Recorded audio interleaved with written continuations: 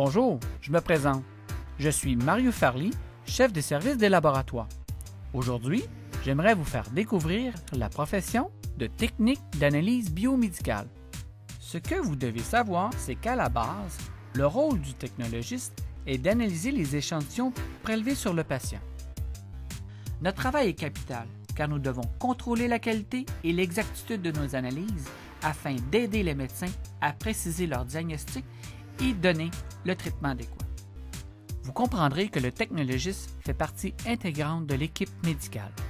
Il est quotidiennement appelé à collaborer avec les médecins, les infirmières et ses collègues.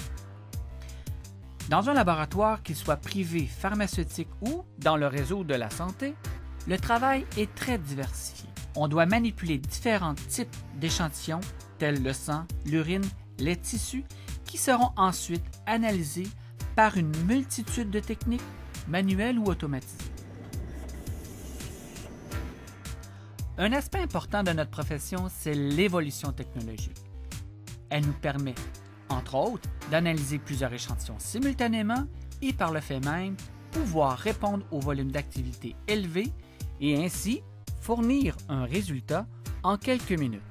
À titre d'exemple, l'interprétation d'un test sanguin qui prenait antérieurement 1 heure s'effectue maintenant en quelques minutes. Dans notre domaine, nous sommes constamment appelés à approfondir nos connaissances face à la diversité des maladies. Travailler dans un centre hospitalier universitaire comme Sainte-Justine offre l'opportunité au personnel des laboratoires de poursuivre leur formation.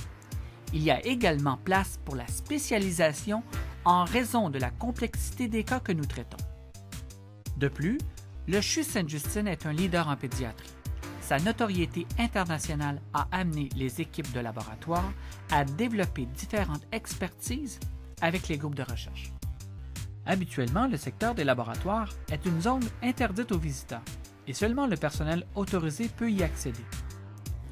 Je vous propose une visite qui vous fera découvrir cet univers passionnant qui compte plusieurs champs d'action, comme vous serez à même de le constater. On y va?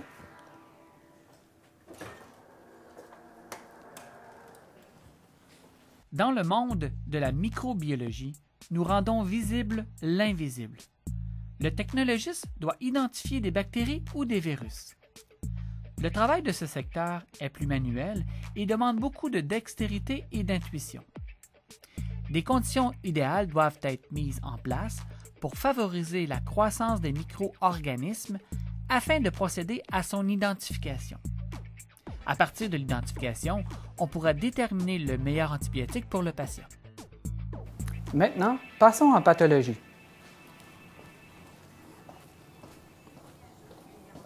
Ici, tout débute par une pièce anatomique retirée du corps humain qui est acheminée au laboratoire de pathologie. De là, cet échantillon prélevé passe par plusieurs étapes. Premièrement, le technologiste doit faire un échantillonnage de la zone ciblée. Ensuite, un traitement est nécessaire pour sa préservation. Après, il doit procéder à un enrobage de paraffine qui lui permet de bien manipuler la pièce. C'est alors qu'une coupe, d'une épaisseur d'une feuille de papier, pourra être faite.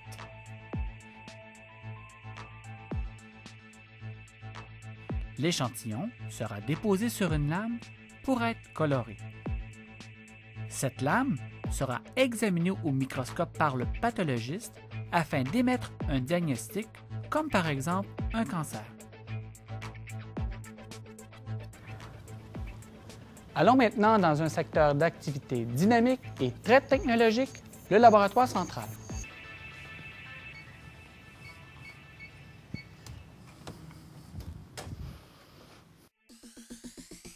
C'est le secteur où la demande d'analyse est la plus élevée.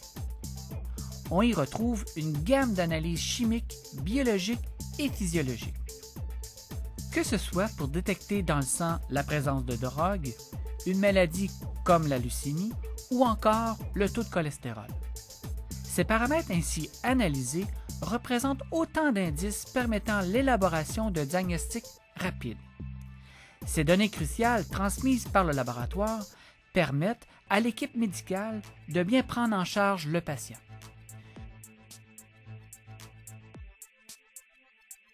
Bonjour, je m'appelle Aurélien, je suis instituteur clinique en hématologie générale depuis 5 ans.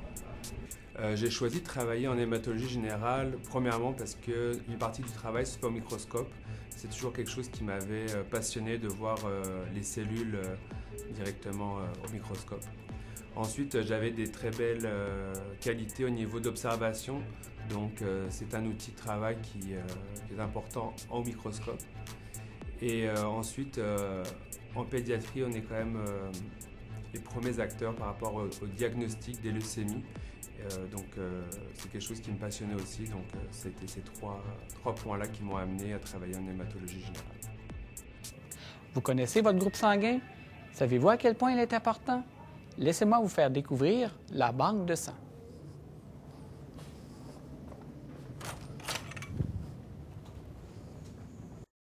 Dans une situation critique, les produits sanguins comme le sang, le plasma et les plaquettes sont vitaux. Par exemple, lors d'un accident ou d'une chirurgie au bloc opératoire, le technologiste doit rapidement identifier le groupe sanguin du patient. Il doit trouver un donneur compatible en effectuant des analyses spécifiques pour le transfuser et lui sauver la vie. Bonjour, je m'appelle Caroline.